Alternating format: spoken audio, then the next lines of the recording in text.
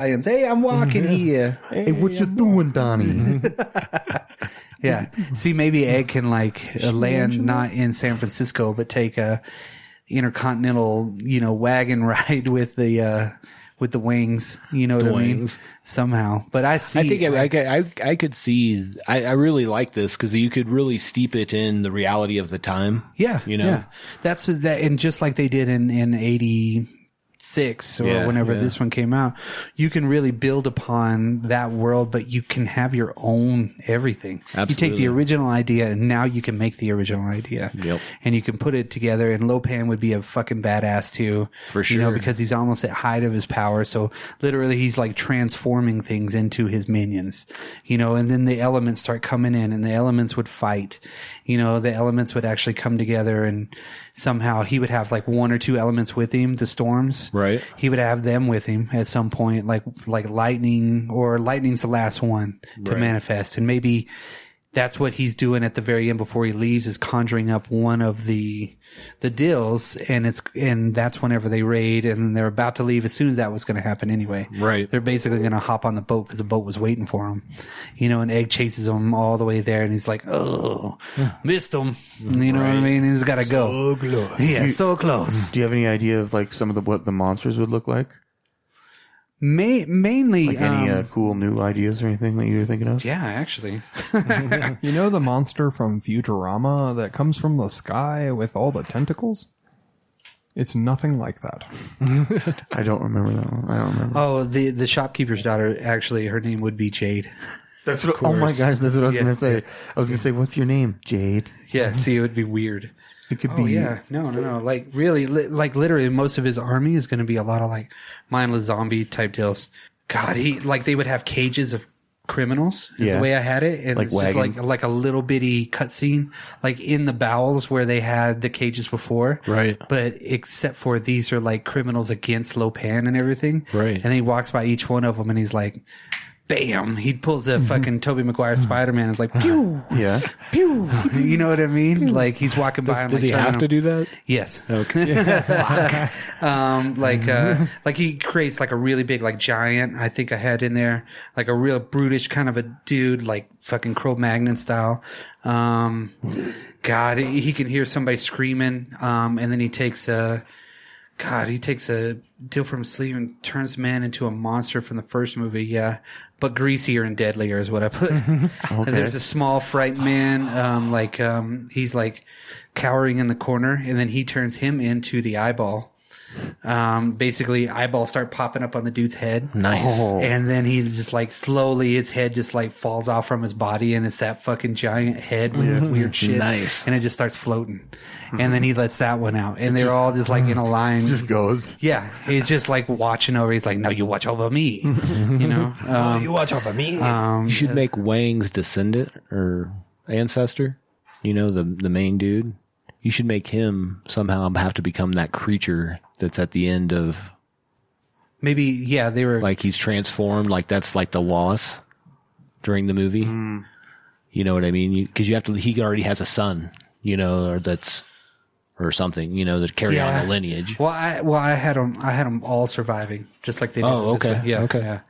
And they basically just kind of. I just wanted a reason for that fucking monster to be there. I that was a little I get more- where you're going. Yeah. I even have the post-credit scene and then the post-credit scene. the post-post? Yeah, like Lopan is sitting underground, in his crypt, and he's all fucked up and everything like that. Now the storms are surrounding him and everything, and they're looking at him flexing their storm muscles. I appreciate that. Basically, do I. he says something like, "Egg will never leave, nor will I. Start the process over again. I have to heal." And then basically, it turns him into the old man, where he's basically sitting in the fucked up wheelchair. Right. You know what I mean? Because that's a wheelchair that Jack was in from a long time ago, right? Yeah. That could have been his. And then in the post credit scene, you see Jesse and Slim ride up to the giant fucking Aztec castle. You know what I'm saying? Yeah. Like at the very end, because they're the comedy relief. Sure. They're the actual Sure. comedy relief and everything like that. And you just see that pyramid in the background, and you just see them riding up to it, still bickering or You some see shit like that. Slim behind you. It's got to be the cover of the magazine where he's holding up the crystal. The Spearman's behind him and Slim's over standing with his back to him. Yeah, that's what they look like. Yeah. That's what they look like. And they're riding towards it, so they're going to start their adventure on that part of it. Yeah.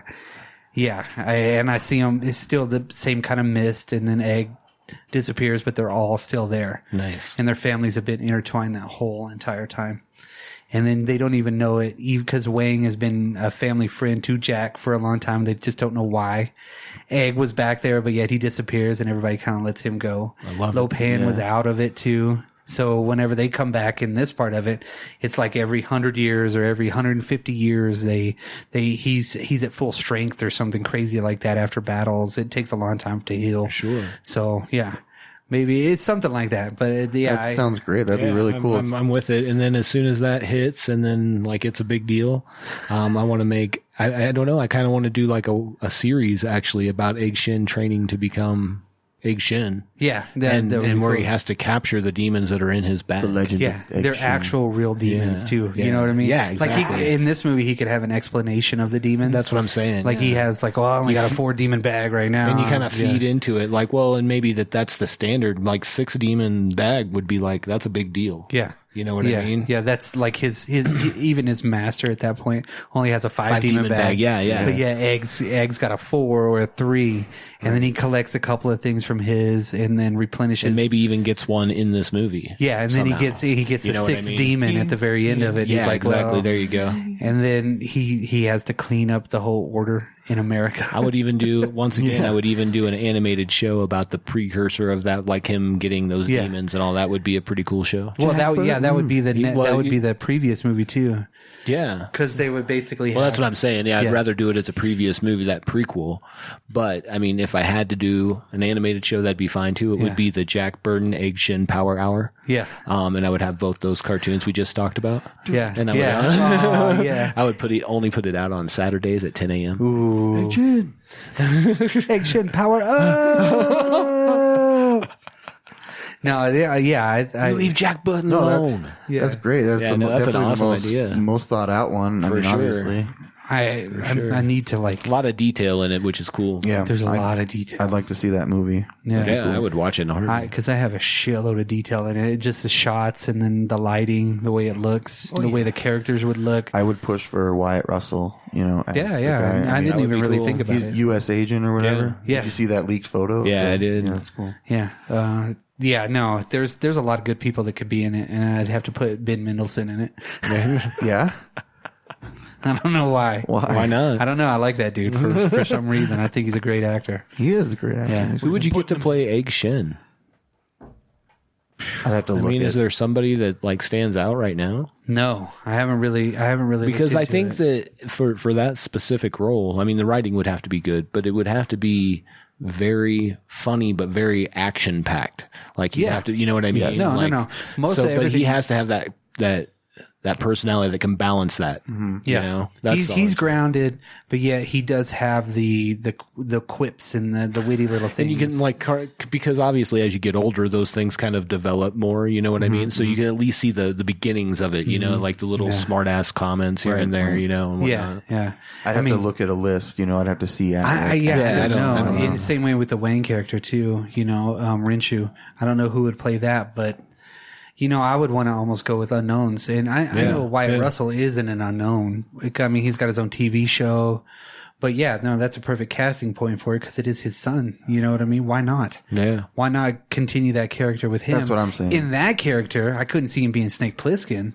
He was really good in Overlord. But But I think in this role, I think that would be a good casting choice for it. Mm. Everybody else, you know, would almost be arbitrary. It doesn't really matter too much, but they would actually have to carry it in a good way. Well, I think that you would get some of those like really big actors from the Asian scene. Yeah. Like kind of like they did for Big Trouble in Little China. Yeah. And I know I'm probably not as familiar with some of them as other people are, but I'm not. Yeah. I mean, I would have Gerald Okamura come back. Sure. You know, the man with the golden guns. I'd have that dude in there. And then the stuntman too.